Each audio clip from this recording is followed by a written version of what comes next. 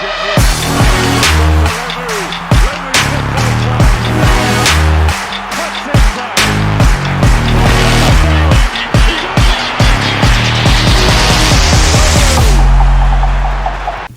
is a game of brute force and tactical brilliance, but what separates the good from the great is what lies in the strategy beneath.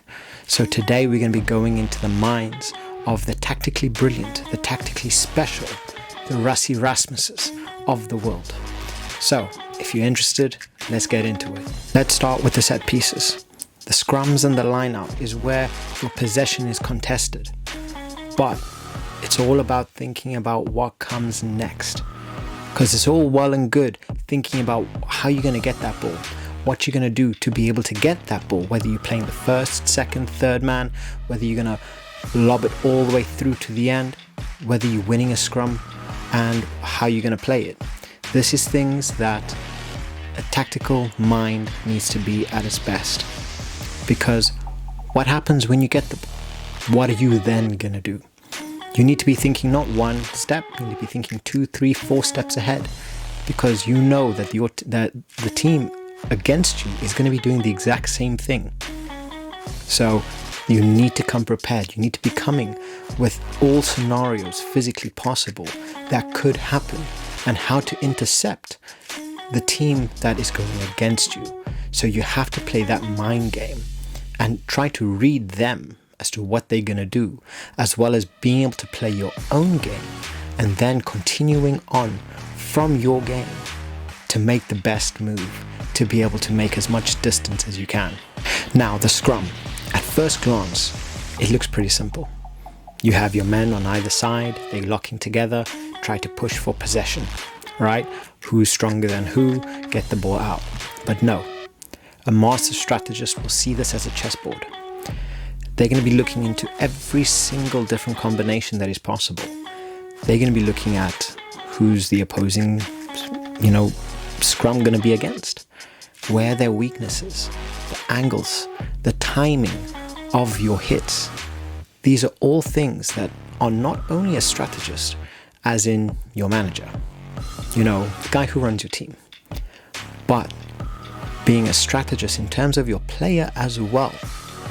Knowing what to do. Obviously this comes with experience, but you know that they're going to be training this in each game, where to exploit, what angles to use, who to put pressure on. So this is where it all comes out. Where should you be trying to break the scrum, which ideally you don't want to be doing, but if they are stronger than you, these are key factors that you have to take into consideration. What happens when the ball comes out? Are you going to maul? Are you going to push forward? Are you going to lay the ball out? Who are you going to lay the ball out to? So these are all things that a master strategist has to take into consideration. And this is why we see teams like Ireland, we see teams like New Zealand and South Africa. They are the best in the world constantly, because they are masters at doing this. They are masters at winning set pieces. And look at Rassi Rasmus. He has the bomb squad for a reason. And you can look anywhere. People, they either like or they don't like the bomb squad. They don't like what Rassi has done. But he is a genius. He is what you would call a master tactician, because he has done something that nobody has ever thought about doing. And they get a bit butthurt because of it. There's always going to be players against the grain. There's always going to be people who think outside the box. And obviously, Rassi has done that. And look at what results it has given him. One common tactic is the wheel. Now, this is a clever move where the pack will tend to move the opposing team. As you would a wheel, it's literally rotating, and it's to put them into a weak position. This can lead to penalties, and sometimes is literally just there to disrupt your opposition. So this is something that it's not just about brute strength, it's more about precision. It's about what you do and how you do it. And this is something that can lead you to points. It can annoy the other team, can get them frustrated, can get under the skin with it, because it does get frustrating. So this is something that's more about precision instead of just pure brute strength and just kind of trying to push them backwards. Set pieces are just the beginning. The tip of the iceberg. A true strategist, a true master strategist, and I'm talking about a player now, they don't just look at what is in front of them. They're looking at their defensive lines. They're looking at how teams are lined up. They're looking at their defensive patterns. They're looking at where to exploit, how to exploit it. A good strategist will always be on the lookout for everything. They're looking at the minute details into where to play, how to play, what space that they can utilize at every single point in the game. This is why I like a player like Tommy Freeman for the Saints. He is someone that can really utilize his space very, very well. You look at someone like Faf de Klerk, another beautiful example of this. You look at someone like Dan Carter, quite possibly one of the best players ever to live. But you see, he is a mastermind. This guy is the definition of a master tactician, a strategist, and just having pure vision in all rights. A true master of the game, because he could pick out spots anywhere. He could pick out key frailties, defensive patterns, and he knew how to break you down. And this is what made him one of the best, is his ability to read the game.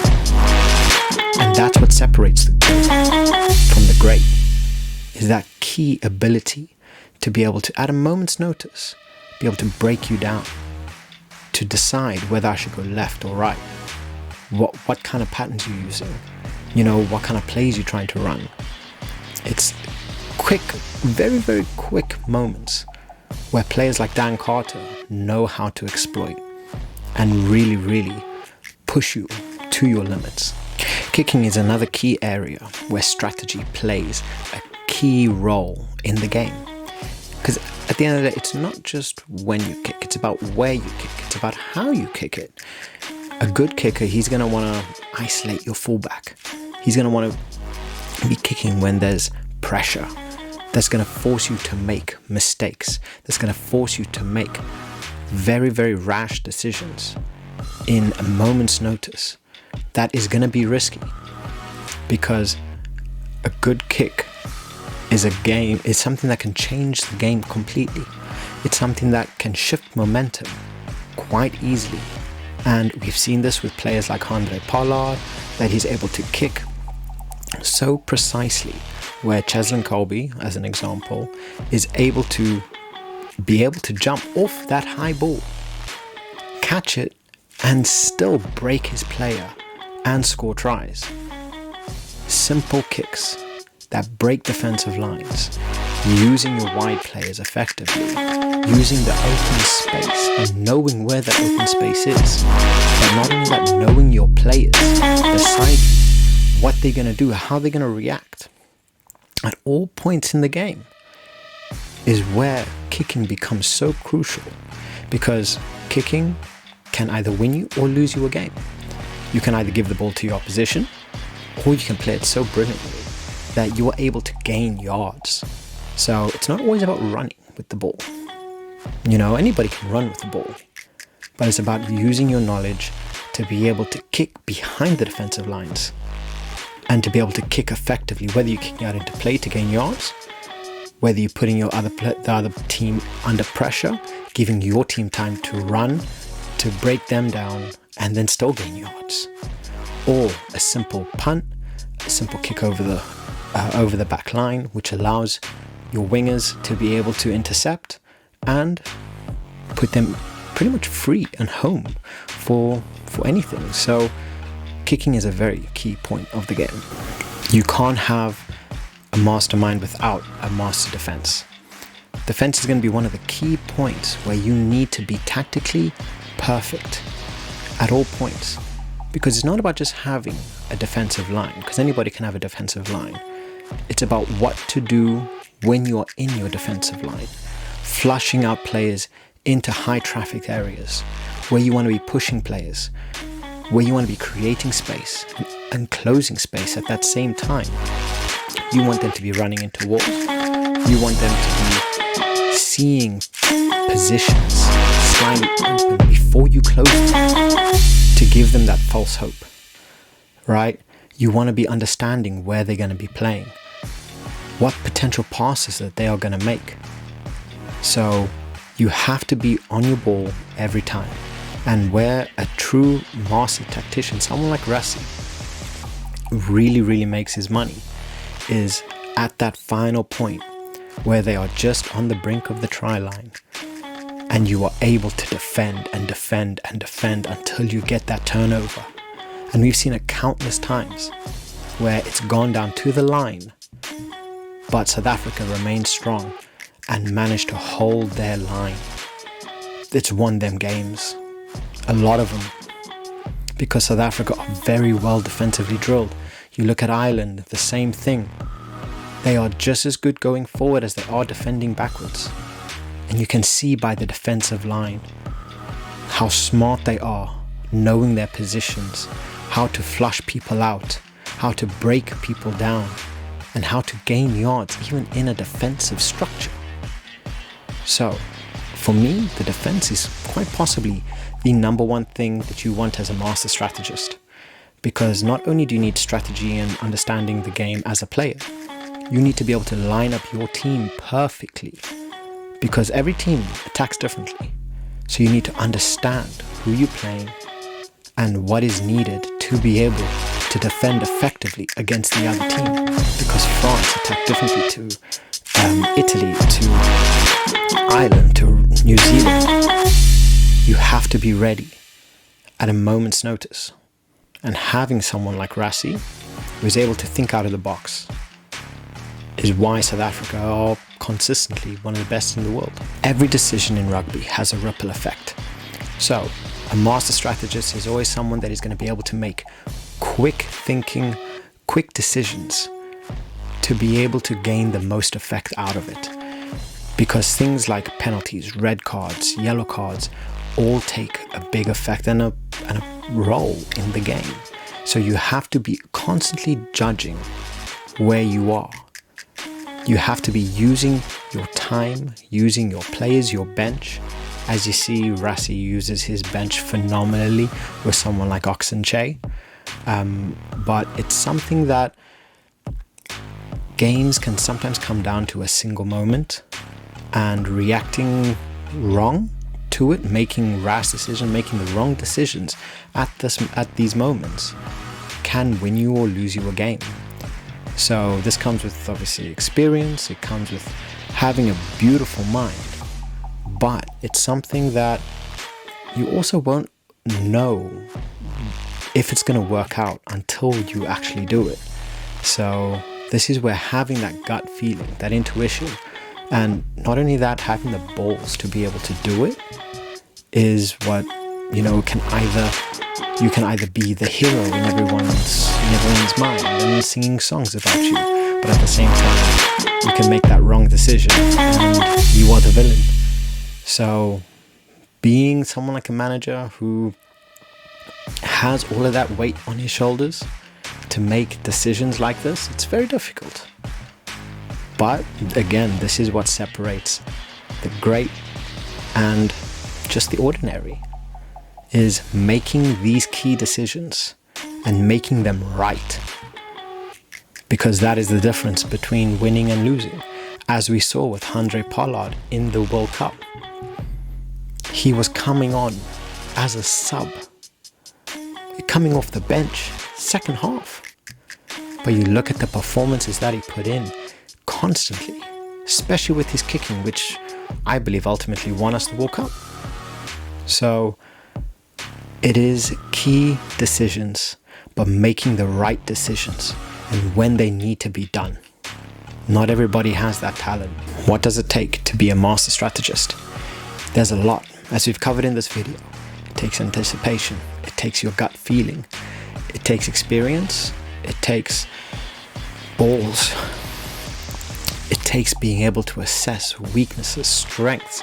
It takes to be able to assess your tempo, the way that the teams are lining up, how they are playing, how they are attacking, how they are defending. What players are having a good game, what players are having a bad game, where can you exploit tactically, what holes are there on the pitch. So not only does it come from the staff point of view, it comes from the player point of view as well. As you've seen in Dan Carter, you know, a master strategist isn't just on the field or behind those glasses. You know, it comes from both levels. So having someone like Rassi is key, but having someone like Faf de Klerk, Andre Pollard, having someone like Chesson Colby, having someone like Dan Carter, you know, the list goes on and on and on. These are key players that make key decisions. So it's all about making the right decisions at the right time, using your gut, understanding the game, and understanding the nuances of how the game can change within a second, within a blink of an eye. And you have to react accordingly, because if you don't, that will be the difference between winning and losing. Rugby may be a physical game, but it's won with the mind. It's won with the tactics and strategy. So, if you like this video, please like, subscribe, share, and I want to know, what is your favorite strategic moment in rugby? What is that moment that made you think, oh my God, what a play?